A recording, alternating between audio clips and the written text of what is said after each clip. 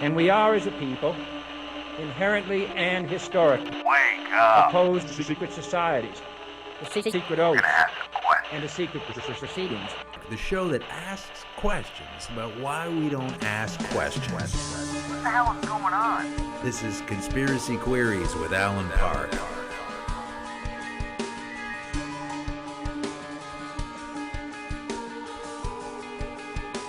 Welcome to Conspiracy Queries.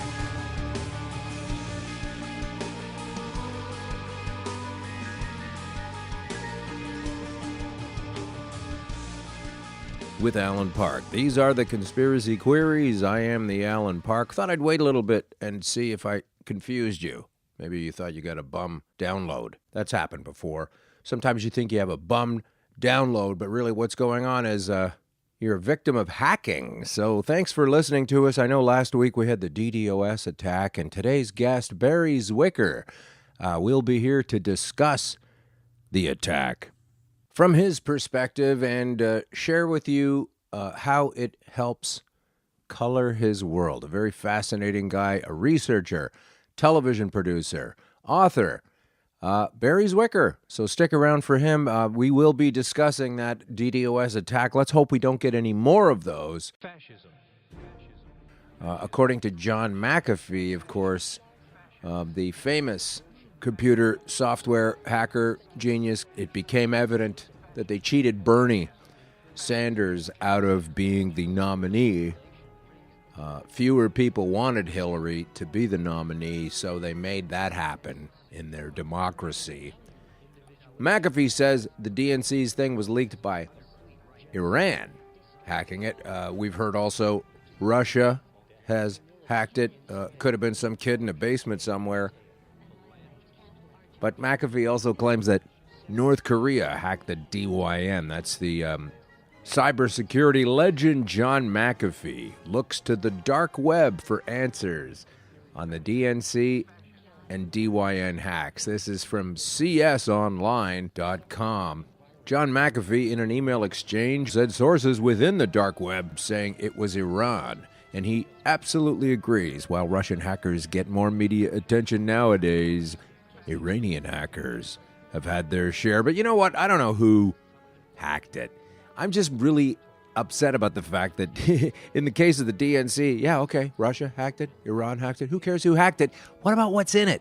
Why aren't you embarrassed for the disgusting manipulation of your supposed democracy away from a guy who should have had it and was way high in the polls and I'm sure would have beaten a Trump? He's like 10 or 12 or 15 points ahead of Trump, while Hillary clings to a 1 or 2 point either lead or deficit, Fascism. with her just about to collapse and fall in a car fingernails. So, you know, who cares who did it? Although it is important who did it. So I shouldn't be too glib with that. All right, let's move on to one more thing I want to say. Just before we get to wanttoknow.info, today we are going to be, this is a great website, wanttoknow.info. Chapter 3, Psychopathy, Power, and Politics. I didn't know those could be separated. Oh, that's good. We're looking forward to that. Okay, so I just want to say before, I should have done this first, but I'm suffering from a bit of a cold today. That's nothing compared to the usual load of shit that comes down the pike, but I'll do it now. This is on MSN.com from a couple of weeks ago. UFO expert found dead days after texting mom, quote, "Your boy's in trouble. If anything happens to me, investigate," close quote. From the Mirror in England, just days before his mysterious death. Max Spiers, I hope I'm pronouncing that right, Spires, a father to 2 boys, was found dead on a sofa in Poland where he had gone to give a talk about conspiracy theories and UFOs. He was ruled to have died from natural causes despite no post-mortem examination being carried out on his body. So I'm very sorry for Max. He tried to get to the truth. I don't know him, but he's another truth teller that is no longer with us. So my heart goes out to him and his family. Just before we get to our interview, here we are with wanttoknow.info. Here we go, Chapter 3, Psychopathy, Power, and Politics, and from Robert Reber, who is a psychologist, he says, and opens the chapter with, "There is no thing in the psychopathic universe as the merely weak. Whoever is weak is also a sucker, that is, someone who demands to be exploited." Psychopathy. What exactly does the word mean? Entertainment media bombards us with a particular version of the psychopath, one that is irrational, dangerous, and violent, someone who doesn't fit in, who just doesn't seem right. Is this an accurate description? Dr. Robert D. Hare, an eminent psychologist on the subject, portrays the disorder in a drastically different light. In his book Without Conscience, he describes psychopaths as being conscienceless yet rational, not suffering from any insanity or debilitation. Instead, they are logical, manipulative, predisposed to crime, selfish, and without guilt, shame, remorse, or empathy. In other words, these men and women are not mentally ill in the sense that we traditionally imagine. Psychopathy is surely an illness, but it is not a neurosis that will manifest symptoms others can easily perceive. Often, the psychopath will be aware of his condition and completely conceal his aberrant traits. In Without Conscience, Dr. Hare presents numerous case studies and statistics to illuminate the world of the psychopath. The evidence points towards a world full of people programmed for evil. Dr. Hare stresses multiple times that the psychopath is someone who has a strong desire for power and the need to manipulate others, not for personal gain, but simply for the sake of manipulation. While some psychopaths are erratic, others have the ability to completely conceal their condition behind a carefully constructed social persona, such as a presidential candidate, for example. Dr. Hare's list of psychopathic personality traits include displaying glibness and superficial charm. Ooh, vote for me. Being in constant need of stimulation and prone to excessive boredom, acting in a conning or manipulative way, showing shallow emotional responses, acting out promiscuous sexual behavior, behaving irresponsibly, avoiding long-term relationships, feeling a grandiose sense of self-worth, lying repeatedly without remorse, lacking any remorse or guilt, lacking empathy for others, having poor behavioral controls, displaying behavioral problems early on in life, behaving impulsively, failing to accept responsibility for actions, displaying signs of criminal diversity. Dr. Hare's predecessor, Harvey Cleckley, perhaps the first psychologist to study the psychopathic phenomenon decades earlier, compiled a similar list, which I won't go into. But there are similar lists there. Now, you do have to be careful because there are some things on here that are, normal situations like this.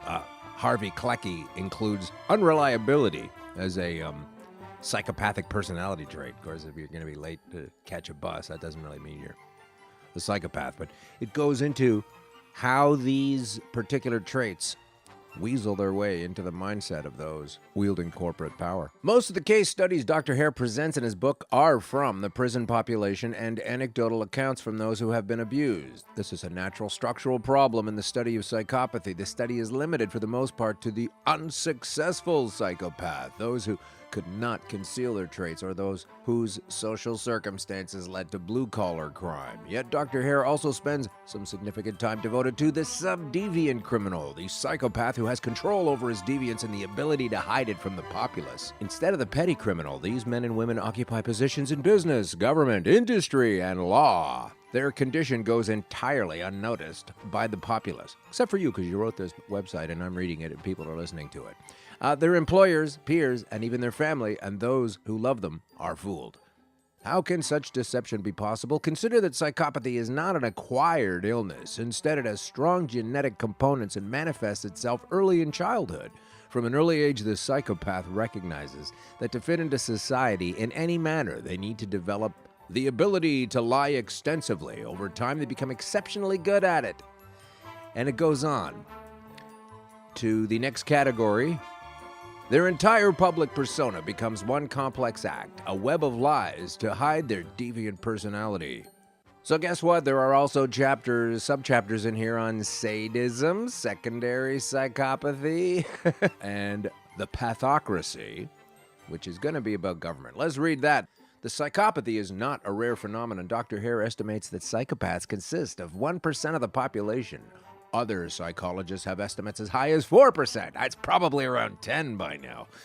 That represents between 3 and 12 million Americans, millions of which are the sub-deviant criminals of Dr. Hare's lexicon, residing in positions of power with a psychological need to control and manipulate others. They are drawn to certain occupations that allow them to wield power over others, such as police, military, intelligence, and finance. Over time, they begin to saturate important institutions, being more ruthless and willing to cause more destruction in their rise up the ladder of power than their competition, in the exact same manner that you and I naturally exclude deviants from our social groups. Psychopaths naturally exclude those of us who allow conscience and morality to influence our decisions and perceptions. The result is a web of mutual conditioning of evil, where goals and actions become increasingly removed from the institution's original intention.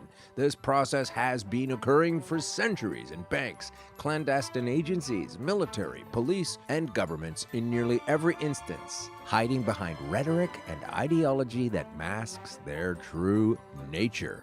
So they're always involved. These are the people that we're talking about. That's who we are featuring on the show, not our guest today. Our guest today is fantastic, and he knows about these people, and he has lots of interesting things to say, and I sure hope you enjoy your time with him as much as I do.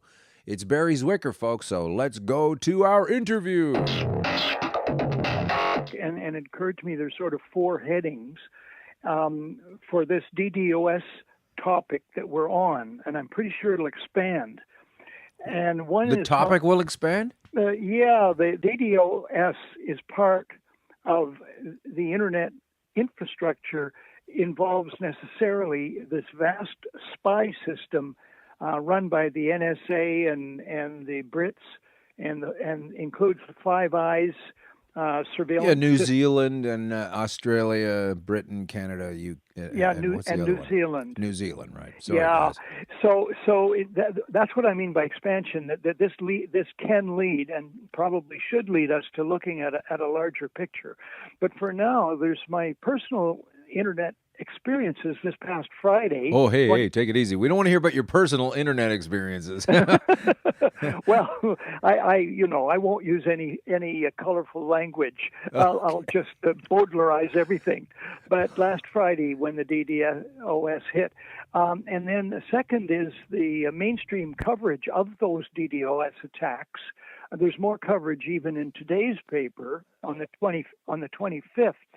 About these attacks. Third, and this is where the expansion can come in, this is a wide area, speculating who's behind these attacks and what are the motives of these attacks. And fourth and finally, a minor thing, but it's back to sort of practical on-the-ground stuff, a small research survey that I hope to undertake tomorrow evening. And you know a bit about that, and we can come to it. Okay, let's do that. But anyway, my personal experiences was last Friday. I simply wanted to go to the Hamilton Spectator, www, the Spec, because I wanted to make a comment on an opinion piece published. It was published one day before the second anniversary of the Parliament Hill shootings in Ottawa of October the 22nd, 2014. Now, this is relevant to my personal experience, and then it expands to larger fields. So this opinion piece by Graham asked some uncomfortable questions that threw into doubt the official story. And anytime the official story is thrown into doubt on a publication, I want to just stop and say, and what's that publication? Where can we see this quickly? You can try and probably today get through to www.thespec.com about the Ottawa shooting. Graham's very last line is, words to this effect: we need a full, honest inquiry about this shooting on Parliament Hill. Sure. But how does that tie into the DDoS? Yeah, well, it would take me too long to explain in detail how I was at first stymied in leaving a causative comment about his article. I knew about the article because he'd sent it to me in advance and asking me to not distribute it. And what's his name again? It's Graham. His first name is spelled Graeme, Graham, Okay.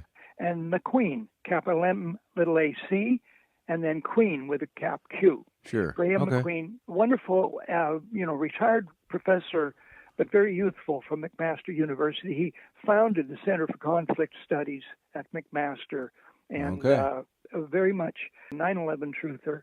And he wrote a whole book about the fraudulent anthrax attacks. Oh, in the sure. Back USA in right after 9/11. Yeah. Yeah. So he's a substantial person, and he's very, very careful in how he writes. Well, anyway, in the comment that I prepared, that this is a careful, reasoned, and important opinion piece, and I congratulate the Spectator for publishing it because many mainstream media outlets would not. No, well, sure. So I went to leave my comment. So I went to create my account, but then the site wouldn't accept it because I got a notice from something called CloudForce that there's no such website. CloudForce could not find. I couldn't believe it. So I went around about 3 times, and it kept stopping me every time. Then I was able to complete creating the account, and subsequently I was able to put in my comment. Okay. So I just thought, well, they're having trouble at the SPEC website, and I should get in touch with the IT person there and say that there's some glitch. And I would, in all humility, when I reach the IT person, I'd say, it could be my own fumbling and non-tech capacity, but I've been a responsible internet citizen, a responsible netizen, and I thought I'll go on with my day's work. Well, Now, I might have to cut some of that out of the show. Okay. Yeah, I shouldn't have put that in. The reason I mention that is because this is real. This is non-speculative. This is actual fact on the ground. So then after I did that, there's some alert comes in that there's been this DDoS attack. This is probably what's happened to me, and it's happening to lots of people. And so then I start to look into it. The media coverage was pretty good, but on the other hand, what the media coverage said is that this is puzzling, okay? Collateral damage is being cited as the most likely cause for Canada's involvement in the series of internet outages that swept across North America and parts of Europe Friday. And then it goes on to say cyber attacks on DYN, D-Y-N. DYN, yeah. Yeah, a key internet firm repeatedly disrupted the availability of popular websites across the United States Friday. Some key quotes. Carmen Levy, a CTV technology analyst, described a DDoS attack similar to a pitchfork-wielding mob showing up at your door and only being disruptive enough to make sure you can't leave or get anything done. So, in other words, it's disruption. Analysts say that the borderless nature of the internet means you could be anywhere in the world and still experience issues trying to load up certain pages, which is what happened to me. Yeah. Okay. While DDoS attacks on things like specific websites are common, an attack of this scale is relatively new. Now get this, quote, we've seen some speculation that this is a state-sponsored attack or a state-involved attack. And the only reason that is on the radar is because typically only a state would have the resources required to execute an attack like this in one fell swoop. No, I agree. Yeah, the U.S. Department of Homeland Security is monitoring the situation. White House spokesman Josh Earnest told reporters he had no information about who may be behind the disruption. The last paragraph in this one story, respected security expert Bruce Schneier, S-C-H-N-E-I-E-R, said last month, someone is extensively testing the core defensive capabilities of the companies that provide critical internet services. Sure. Now, obviously, this also impacts individuals. So I have to ask, and this is getting a bit paranoid, in all the reportage, the only other newspaper that was attacked apparently was the New York Times. There may have been more. It's just that I just haven't been able to find reference to other newspapers. Haven't done all the research. Yeah. So now, why would the Hamilton Spectator be attacked on the very day that there's an opinion piece which questions, in essence calls a false flag, the attack on Canada's Parliament Hill? I don't know. That's almost amazing. 2 years ago to the day. I mean, is there a connection? I do have it up on the computer now, so it did manage to survive the attack, and the Hamilton Spectator website, it's up, and I do have that article. Oh, no, it'll be there again. This really expands it. Let's go back to the Internet as a whole. No, you're not kidding. Yeah, what a hole. Dark hole, black hole. But I'm not a troglodyte. I mean, I got involved with the Internet early on, got involved with computers in '88. Probably in the '90s, I got on the Internet, but I've never become, a techie or anything close to it. But anyway, it became more and more evident, and Edward Snowden's revelations nailed it down, that the Internet is a huge playground for these nasty spy agencies. They use the Internet to harvest, to surveil and harvest millions, probably tens of millions, even as probably becoming hundreds of millions of people, with more and more ability to be specific, to home right in on Alan Park's computer and Barrie Zwicker's computer. Hey, whoa. Don't invite him in. Come on. There's no question they have that sophistication. So that's not paranoia. That is, remember what Edward Snowden said to Laura Poitras. For the movie, right? What was that movie called again?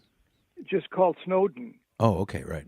So Edward said to Laura early on, when he contacted her because he trusted her, and she had done work in this field, she'd produced a whole film about Internet spying by the NSA and the likes.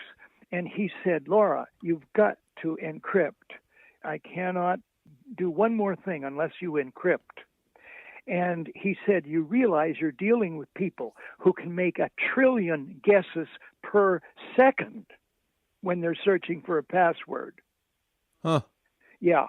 So, I mean, that is the kind of sophistication we're dealing with. These agencies use the Internet to harvest information, which they're better and better and better at doing. At slicing and dicing right down to individual persons. It's not only how they collect the information, and they keep saying our agencies, CSIS and CSE in Canada, they keep saying, well, we just collect metadata, it's just who phones who. We don't ever listen in on conversations or anything.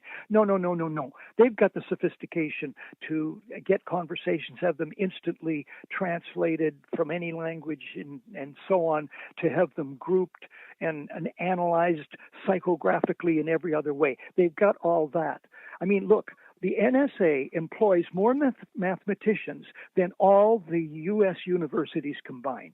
We can't imagine how sophisticated they are. And anybody who thinks that he or she cannot be targeted right at his or her computer is just a deaf, dumb, and blind babe in the woods. So we got to get that through our heads, not to be fearful about it. As Snowden and others say, we have to speak our voices and not be cowed. But the thing is, we should not be naive about how vast this surveillance thing is.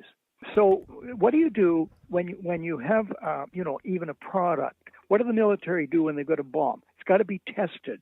And the more testing they do is more to the product life, which they have in the first place for monetary gain. Even though they might find it doesn't work properly. But then once they start to use it, they may take it over into the theater of operations in a war somewhere, of which we have many going on right now. And they will use it there and either leave it behind for ISIS so they can use it against us, or they'll somehow bring it back and provide it to police departments.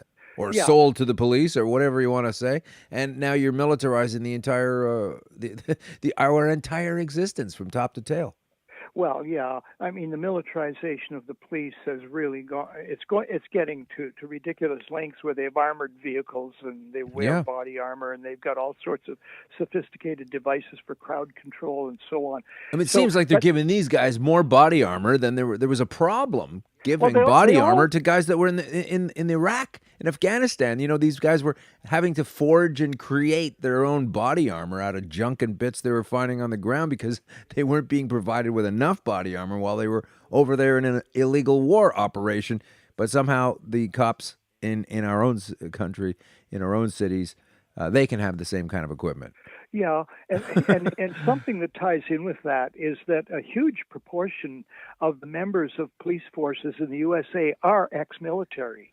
I mean, you're getting literally military-trained people who have, left the armed forces and joined police forces. So it's same kind of thinking, same kind of, regimented. Yeah, they know all about weapons and crowd control and so on. They know how to break into houses and so on and so on. But I was talking about testing, not even mainly in connection with the military, even though that I agree with you on all that. But I'm talking about testing in the sense of product testing. Okay. But I'll just say that much, and then I'm going to back up again to the Internet as a whole. So the Internet is a brilliant surveillance tool for, let's say, the NSA, all those who harvest digital information, which is also very much human information. Sure. It's SIGINT and HUMINT. As in signal intelligence and human intelligence. Correct. It's a vast harvesting operation, but then they take the information and they can use it to disrupt. But they have to test all this. Now, the other side of the Internet is that it's valuable to those of us who use it to run an Internet radio show.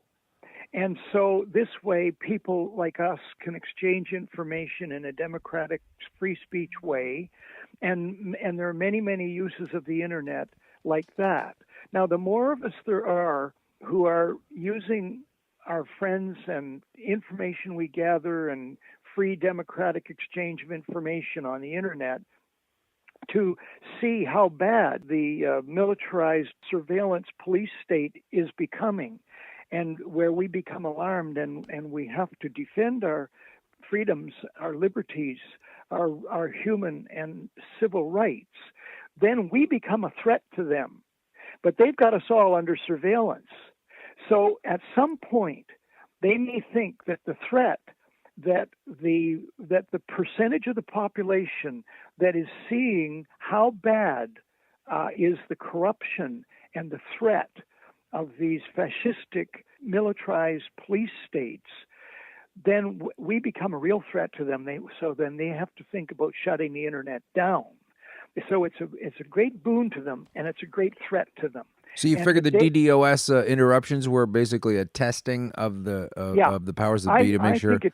I think it could be a beta test because it's a giant toy. If you have the operational levers, the controls, and they're testing them out in a way they don't usually test them out. Yeah, and that's why I think we need to do our own testing. Some people say don't put anything out there about, because they're seeing everything. I was like, you know what? I'm so past having left a clean trail for that now. I just, I'm out here. Don't worry about it. I'm out here and I'm saying what I'm saying, and I'm recording you and I'm putting it out there into the world so people can think about these things and ask themselves the questions: why do these things continue to take place? Who are these people? Who are these people? Who are these people that continue to make things so filled with trouble and hate and fear and war all the time? We don't need it. We don't want that. You ask anybody, they don't want to do that.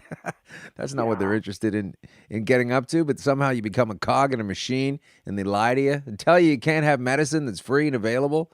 And they sell you some other stuff that's not, and tested and irradiated and packed with ingredients. And you're getting sick and tired of this thing. Barrie, I hope you don't get offended, but I can leave this out of the show if you like. You're like 80-something. We're going to have a birthday soon, right?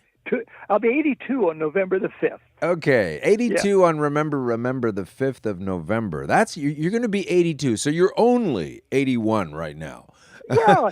Okay, you're sharp as a tack. You have seen a lot of things, and you're very articulate and on top of things, and not to disparage everyone in their 80s, but I've known you for about 12 years or something, and in your lifespan, where are we now compared to when you started paying attention to all of these goings-on? I welcome that. I mean, thank you for your kind words, and insofar as they're true, you can use it. Okay. And I won't tell you the parts that are untrue.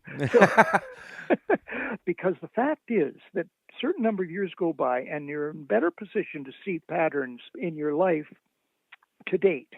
And you've asked me about those patterns, and it's a big subject, but somehow I did get a good start in this sense that I was raised in a household that you might say was partially alienated. It's a good thing to be alienated. Various authors have said that it's a blessing if you feel you're an outsider, because then you see things differently.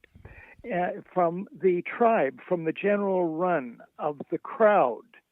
And so I've always felt it was a plus to be the son of a United Church minister who was very progressive and who got spied on by the Mounties.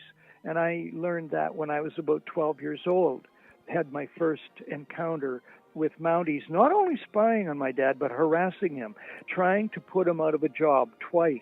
When you look back on it, that was a blessing. It was a good start because I didn't take it for granted that the police were benign. You're supposed to. Well, yeah, but most police are okay. When I'm pulled over, and I don't give him or her any lip, or Right. anything, they're doing their job. But it's different with the likes of the Mounties and CSIS because they are political police, which I learned when I was 12 years old. And there were other things that I learned in my younger life that have stuck with me because when I was a teenager, it was the McCarthy era. In recognizing a communist, physical appearance counts for nothing. If he openly declares himself to be a communist, we take his word for it.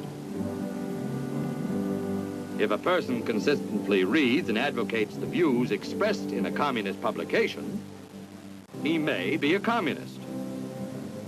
If a person supports organizations which reflect communist teachings, or organizations labeled communist by the Department of Justice, she may be a communist.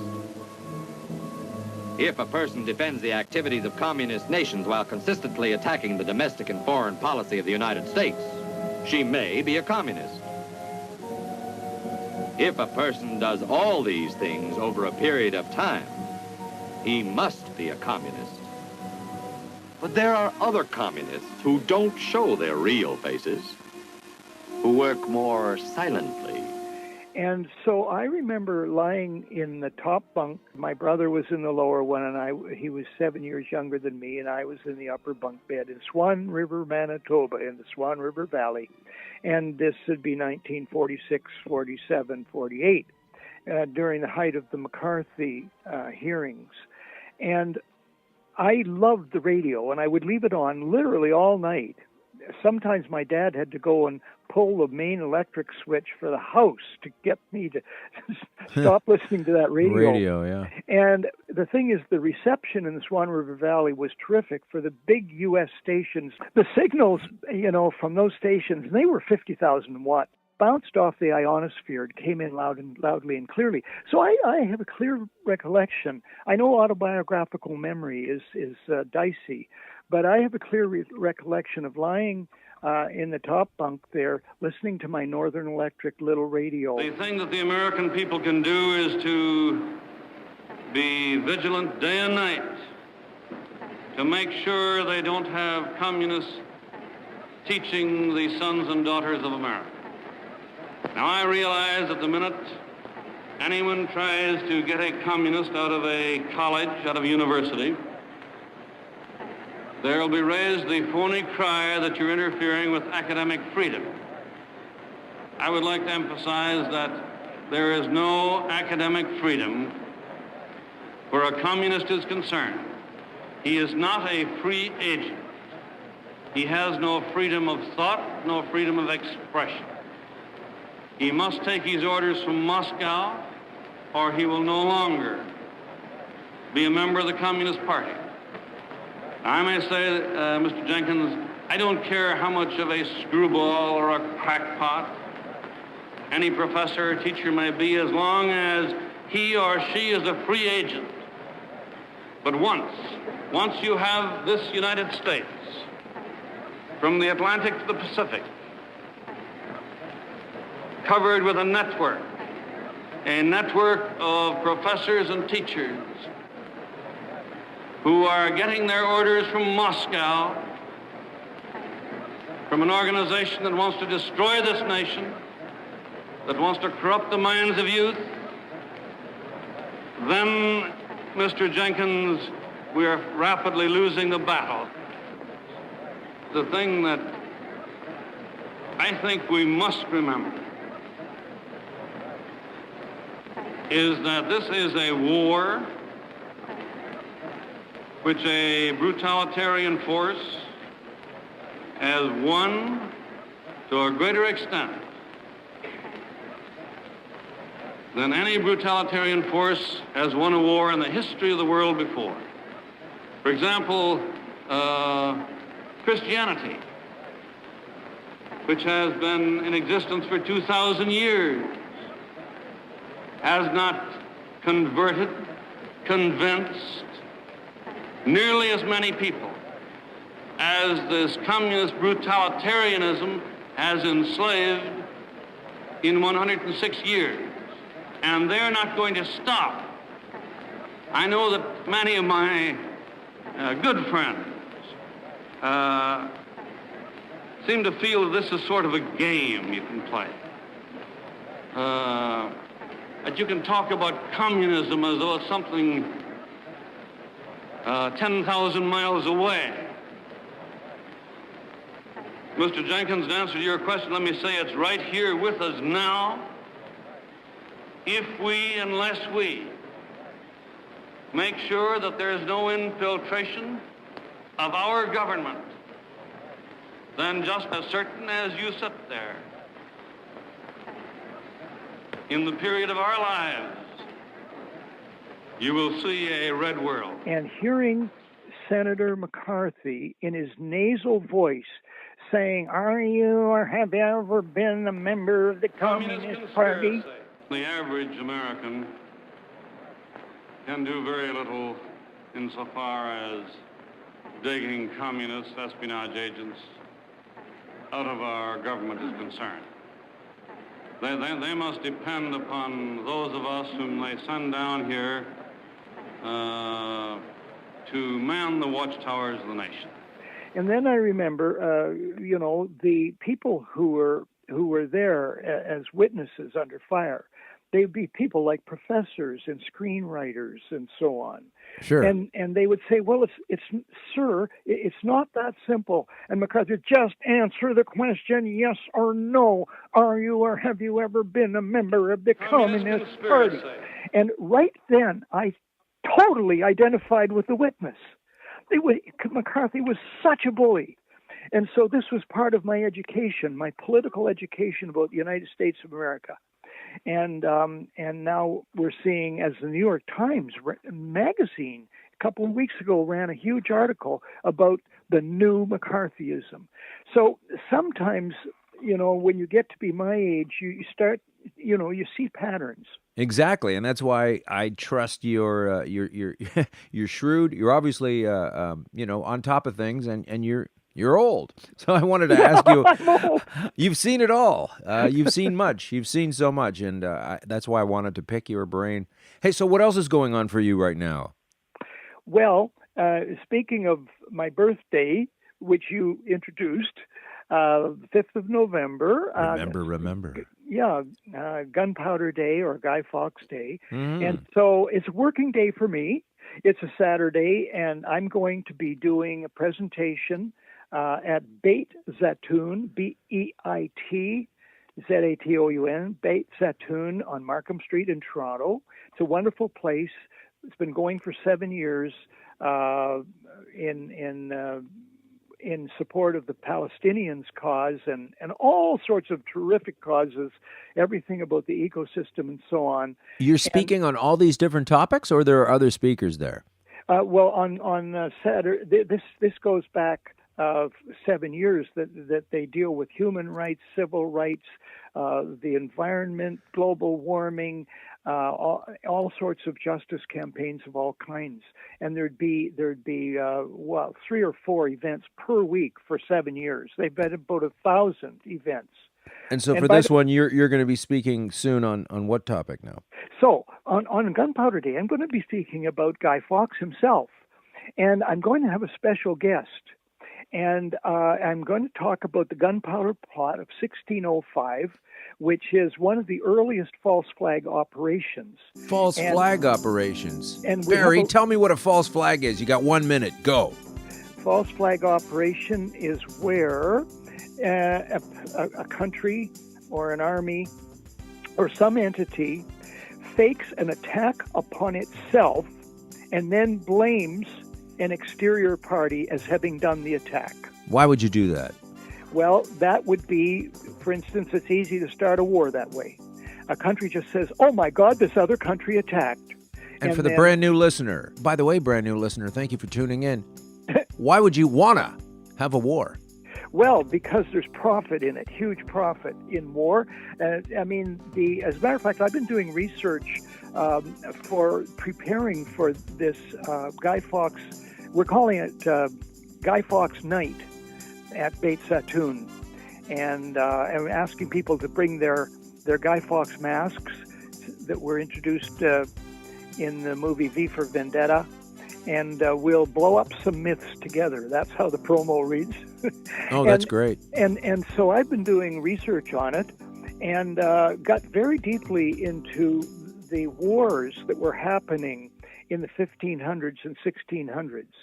And as a matter of fact, Guy Fawkes was, of course, caught at the last minute with 36 barrels of gunpowder, and the idea was that him and his co-conspirators were planning to blow up the Parliament buildings in London. And that would be, as several authors have noted, there's about 5 books about this that I've seen, it would be the equivalent of 9/11 today. Nothing happened, because Guy Fawkes was caught, and so the barrels of gunpowder could not be set off. But part of the false flag operation was that gunpowder was of such an inferior quality it would not have exploded. And also there was a claim that there was a tunnel that conspirators had built in order to get to the underneath the Parliament buildings. No tunnel was ever found. There's various falsities, various falsities involved in this false flag operation. But nevertheless, there were 12 or 13 conspirators, and they were all either shot when they were found or they were hanged after a one-day sham trial. Now, Barrie, I gave you 1 minute. We're almost at 3 minutes now. Come on. God. This is terrible. I give you the 3-minute version.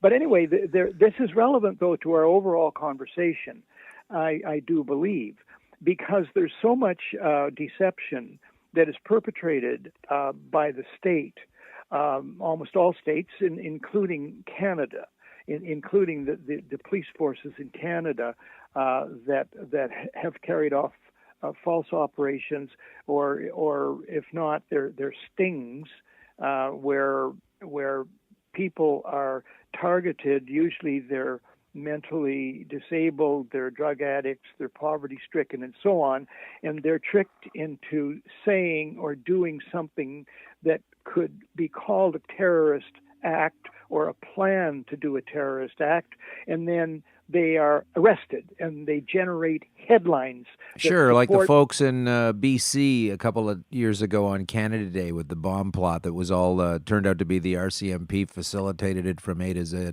or A to Z. Exactly. Yeah. That was Christopher Nuttall and Amanda Carodi. And the amount of attacks and pre-attacks and those types of things that do take place in the States when they're going to blow something up, or Zehaf Bibo, the guy in Ottawa that did the shooting apparently, who was also, you wrote about that in your website. Oh, let's also plug the website you constantly contribute towards. Well, that's Truth and Shadows. truthandshadows.wordpress.com. Thank you for mentioning that because it's a very good site, truthandshadows.wordpress.com. But I think that also truthandshadows.com, valuable stuff there about the 9/11 false flag operation. Sure. And also Craig McKee, who founded it and runs it, sticks to his mandate very well. But of course, the mandate is not just 9/11 truth, but also state crimes against democracy, various false flag operations that happen. Those in society who are fighting to keep lines of information open and to keep free, civil, and democratic discourse alive, such as we're having now. And that's why the latest assaults on academic freedom have become part of the reportage on Truth and Shadows. The leading example being Professor Tony Hall of the University of Lethbridge, 26 years tenured professor, fired from his job without pay, with no proper hearing at all. And Why? so we have to go to his defense. Why? What did he do? What's his firing reason? Is allegedly anti-Semitism. The organization that has been instrumental in having him fired is B'nai B'rith Canada. It's a fascinating story and an important one, and I hope you could have Tony on. I would highly recommend that. Tony Hall, Hall, like the kids in the hall. You know, when you say kids in the hall, I know you're referencing Jack Benny rather than the group that took their name from Jack Benny. I have no idea who I'm referencing these days. Okay, I'll just go back and erase that part where I said you were sharp. Take out the sharp part. Yeah. I would just say this, as sort of a intriguing hook that would get people interested in this. It's like a really good detective story.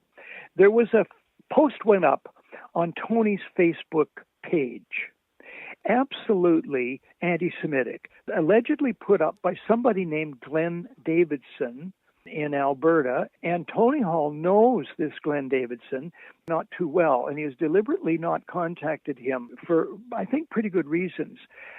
Whether Glenn Davidson posted this, Tony did not post this thing on his own Facebook page, this horribly anti-Semitic thing. This is the same mentality, though.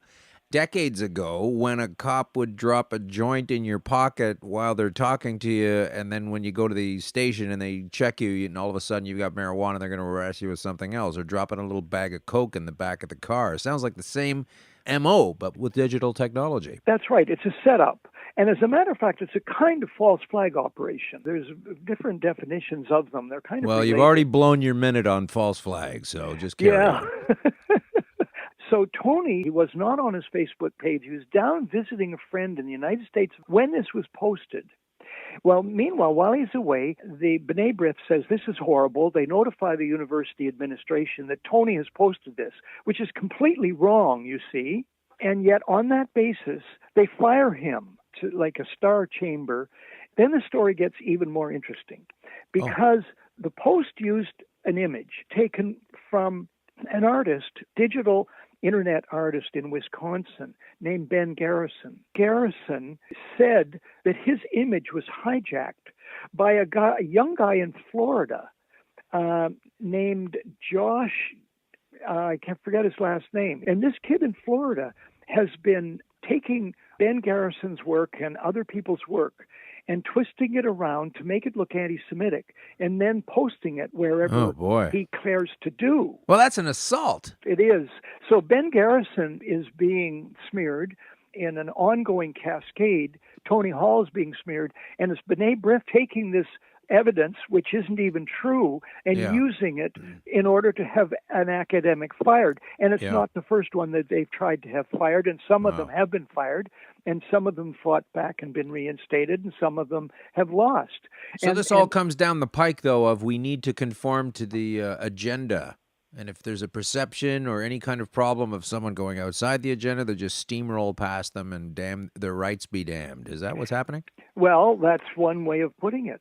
Two things. Number one, your thoughts on the upcoming U.S. election. Number two, anything else you want to talk about that's dire and we should be paying attention to that might have escaped our attention but might not have escaped yours?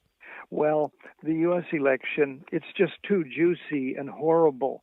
Speaking of Truth and Shadows, I wrote last November a long piece about Donald Trump.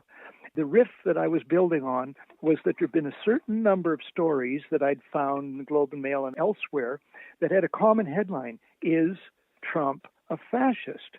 Now, that was very late coming in the media for that question even to be asked. A greater percentage of those columnists in the mainstream media who raised the question, is Trump a fascist, futzed around with it and said, well, not really. He'd have to be worse. He'd have to go further. He'd have to do this and do that to meet the criteria of being a fascist. Well, the piece that I wrote, the headline was something like, is Trump a fascist? No, it's worse than that. He's a Nazi. And it's even worse than that because his followers are turning into Nazis too. Oh, sure. Yeah, it's going to be ugly when the actual winner is declared. Yeah, the other side's going to go nuts. He's worse. He was called a buffoon at first. They called Hitler a buffoon. They did. And in my piece for Truth and Shadows, which you can look it up, I gave about 20 proven academic characteristics of Nazism. Okay. And Trump fit almost all of them. Now, to come to the present time, John Doyle, television columnist for the Globe and Mail, dealing with the fact that when the election is over, if Trump loses, most say he will lose, but it's not for sure. You can't tell. Yet. You don't know. You never know what could happen. What's the agenda? But in any event, if he loses, apparently he has plans to set up a whole TV operation, a whole TV channel. And there's actually a vacuum there because even Fox News, he's too much for Fox News. So there's going to be a vacuum. And all these millions of people have been sucked in by him, a vast kind of neo-Nazi cluster of the American population that's always been there but has been awakened by Trump's bullying and narcissistic demagoguery, will have a channel to look at. It'll immediately have a lot of viewers. He says this is really alarming because that's not going to go away. He's going to try to undermine the Clinton regime. And sure, you can criticize Hillary Clinton. I do. She's too much of a war hawk and everything. Sure. Okay, but she's not an out-and-out Nazi. And this new channel might as well have a swastika as its emblem. It's almost certain it's going to be formed, continue on after the election date, and it's going to be ugly and dangerous, even more than it is now. And we don't know what powers are really behind Trump. Hitler, to some extent, he wasn't just a figurehead or a patsy or a puppet, because he had his own brilliance as an orator and a propagandist. Yeah. And he really understood the public mind. That was probably his greatest gift. He was backed by the military, by the munitions makers, by corporate Germany. People forget that. And of course, he launched World War II with a false flag operation. Sure. Claiming that the Poles had attacked a German radio station on the Polish-German border.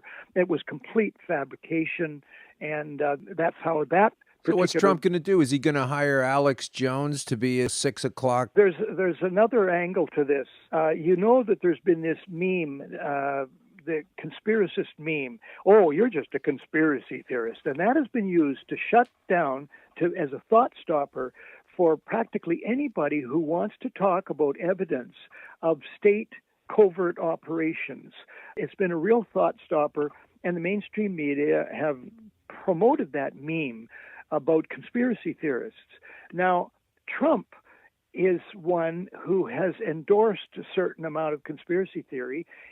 To some extent, he's become a banner waver for the idea that there are deep conspiracies. He talks about global bankers and so on, and he's not off base on that. But yet he's the worst. And that's the problem, right? He's the worst possible advertiser for the truth. Yeah. It's becoming very confused. And when there's chaos, then that's when demagogues prosper. Novus ordo seclorum. Order out of chaos? See, authoritarians, the Hitlers of the world, when there's chaos, they say, I will be a strong man. People want a strong man then. They want a strong leader. They want a father figure, and they will gravitate toward that. In wars, they gravitated to Churchill, of course. Right. And FDR in the States. I'd love to be able to talk to you a couple of times a season with stuff like this, because you're always such a great, your reflections are so powerful. Thank you. And so let's do it again after the election, let's say, because these things are so important that we really have to discuss them as freely as possible. Let 100 flowers bloom, take all the angles into account, and bring everybody to the table, because I fear it's a very darkening horizon. On that happy note... Oh, thanks a lot. Let me promote my November the 5th Do that, yeah. event at Beit Zatoun on Markham Street in Toronto. Starts at 7 p.m., and I believe they're asking for a $5 donation or something. And just a quick mini plug, too. Beit Zatoun is a fantastic venue with a lot of great speakers on a bevy of important topics, and good to go to anytime, not just when Barrie's there. Don't just be taken by his good boyish looks. No. And also, it's ever more valuable when things are coming to a conclusion. We seem to appreciate them more. And Beit Zatoun has to close sometime in December for good. What? Why? Because the Mirvish family have to tear it all down to make way for that new project. They're going to tear down Honest Ed's. It's Toronto. We have wonderful restaurants and attractions here, and then we tear them down and put up buildings you can live in where they used to be. Not a knock on Mirvish, really not. But anyway, for instance, he's such a good landlord. He gave the people 1 year of notice. Yeah. So that's pretty fair. So that as each event will get closer to the closing date with a lump in our throat. And so we're going to look into the past, the 1600s, to see how people did it in those days. How did they start wars? How did they fool people? And it's good to learn that because they're still doing it today. Well, just have a cup of coffee and give your head a scratch, because Barrie, you were there. Yeah.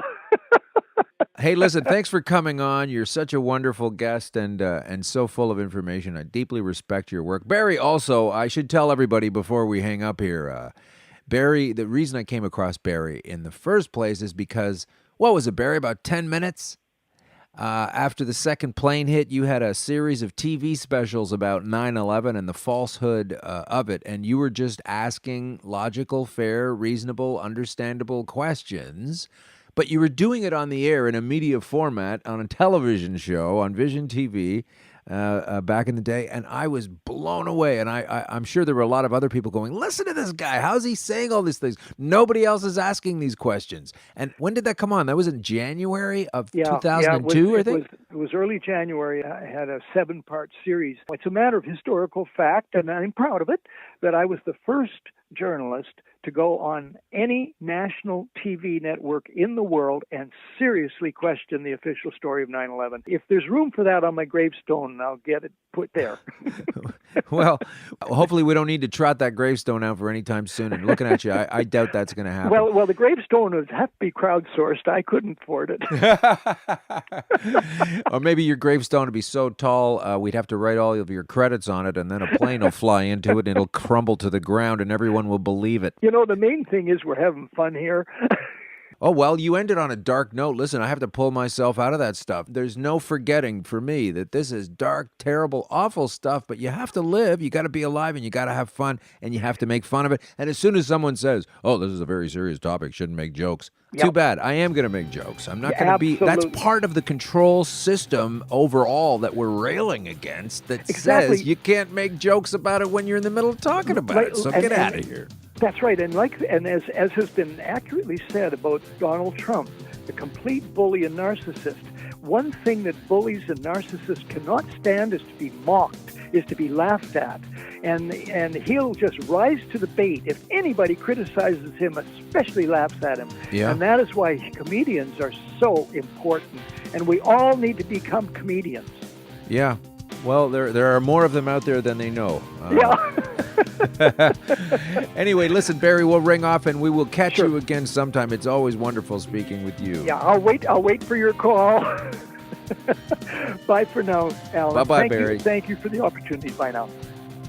Be sure to subscribe to Conspiracy Queries with Alan Park on iTunes and to our YouTube channel. If you want to support the show and help create more episodes, you can become a patron at patreon.com/conspiracyqueries. We appreciate your feedback, so send us comments, complaints, or queries of your own to conspiracyqueries@gmail.com, or you can post them on our website at conspiracyqueries.com. Thanks for listening.